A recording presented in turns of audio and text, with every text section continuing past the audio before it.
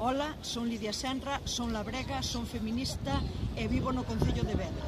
Agora mesmo estamos a piques de rematar o meu primeiro mandato como diputada galega aquí no Parlamento Europeo.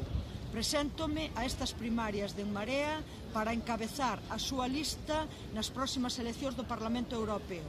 E preséntome porque entendo que é fundamental seguir traballando aquí neste Parlamento para traer as preocupacións, as reivindicacións e as loitas que a sociedade galega está levando adiante no noso país e, ademais, para enfrentarnos ás políticas destructivas da Unión Europea que nos negan como pobo, que negan os nosos dereitos sociales, que están en contra dos dereitos humanos e que, ademais, están conseguindo o empobrecemento da maioría da sociedade.